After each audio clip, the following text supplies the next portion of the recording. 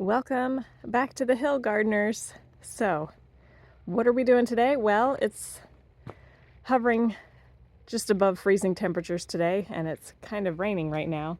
But yesterday, we went and checked out some nurseries and grabbed some plants. So we checked out Plantsman Nursery over near Ithaca.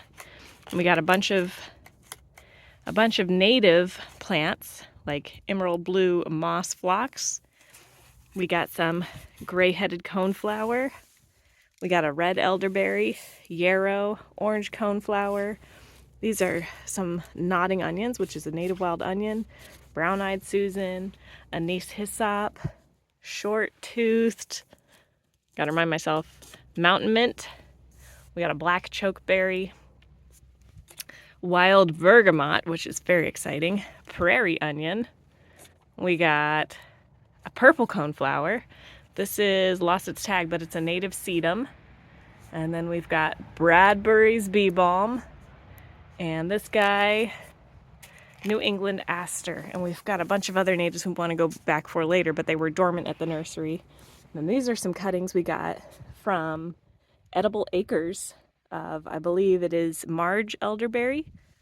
There's some more cuttings from the Marge elderberry, and we also purchased seaberry that I think my husband is planting right now. But I want to show you what's going on in the garden. We're not planting, oh, here's the sea berries. And those are females. We'll have to get a male. It's also called sea buckthorn. It has berries that are really high in vitamins. Not a native plant, but it's going to be for our edible garden. And now I'll show you what's going on in the garden right now. Not a lot of natives here, which is why we had to go buy so many.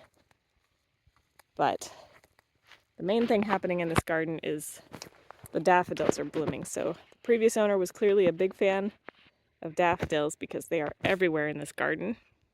Here's one of the many daffodils that are just full of blooms right now. You can see them all going down there. And the thing about daffodils is they're not native here. They are not supportive of native pollinators. And if you've watched enough of my videos, you know that we're all about supporting native pollinators with native plants. And the other thing we garden for is ourselves for food.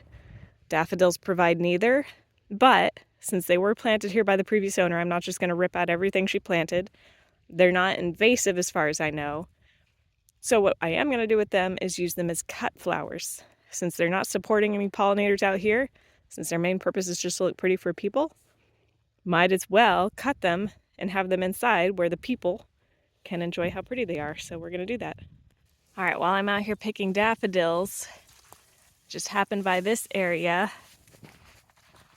that has these plant supports where the previous owner was growing something that is just now poking up some growing points. I don't know what it is. If anyone has any guesses, let me know. Something that needs to be supported, something that's just now coming up. It's pink or red in color, and I'll have to check it again in a few days, but I'm sure it's probably another non-native ornamental. Maybe it's something edible. That'd be nice if it was something edible. If anybody has any thoughts, if you're from up north and you know what these growing points could be, let me know. I'm hoping some of these little sprouts here are native plants. Hoping some of these sprouts might be like goldenrod or coneflowers or bergamot, native geraniums, something. I'm hoping there's a lot of wildflowers that we'll have so that we don't have to keep buying native plants. It'll be interesting to see. We'll see in the coming month. Got lots of little things sprouting up here. Let's sure hope some of those are native. Native or edible. But if not, if they're a beautiful flower that I can use as a cut flower and they're not invasive, that's good too. They can stay. They can stay if they're not invasive. So, we'll see. Okay, here's more stuff sprouting where the owner was growing things, the previous owner. Those look interesting. I look forward to finding out what they are, and I hope they're not invasive. And then I just noticed this plant that has some interesting seed pods. I don't know how I didn't notice it before. Looks like some kind of legume, perhaps. It'll be interesting to see what that plant is with those seed pods. And then this guy, what do we have sprouting down here? Here's the little growing points. Here's the old seed heads. That'll be interesting to see what it is too. I'm really excited to find out what all is growing here.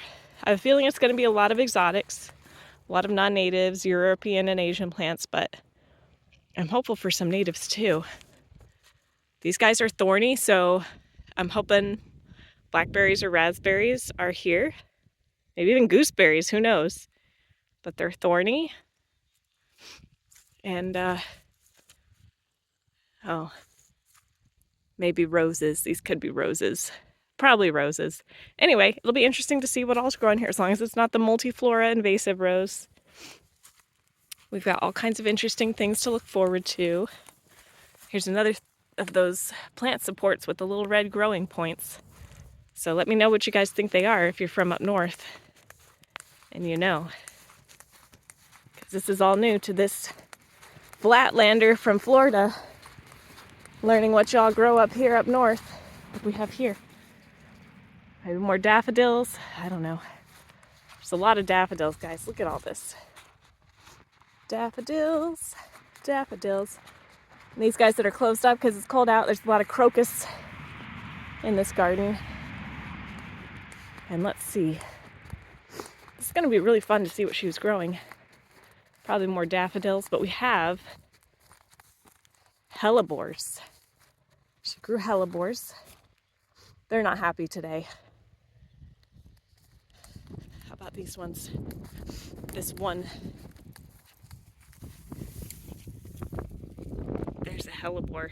Isn't she beautiful? Lovely. Okay. Some kind of interesting ground cover. Probably not native. All kinds of fun things to discover. I'm probably walking on plants right now. And then over here, all the purple, more crocus that are closed because it's cold out. It's cold. Okay, I'm going inside. I'll show you guys the arrangement that I make with the daffodils. Okay, so here is the quick little flower arrangement I made with the daffodils that I cut from the yard. And there are at least 3 different varieties out there in the yard. There's this typical one, this white guy, kind of pretty. And then this double flower, which actually is the most fragrant, surprisingly. That one smells really good. And then I added, for some interest to this arrangement, some blooming and about to bloom. I guess it's pussy willow. It's a native willow plant up here. And it just adds some really good interest. And also, since it is a willow, it is what basically aspirin was made from, was the chemical, for lack of a better word, that's produced by the sap of this plant, the willow.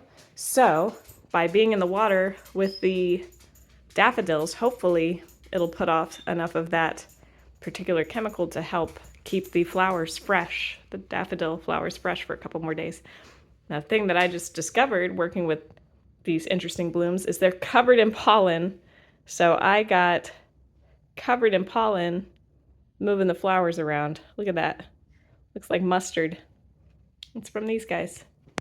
All right, so it's not fancy, it's not professional. It's just something I threw together really quick from stuff in the yard, just to kind of brighten up the room, add some color and some joy from outside, inside. All right, thanks for watching and happy gardening.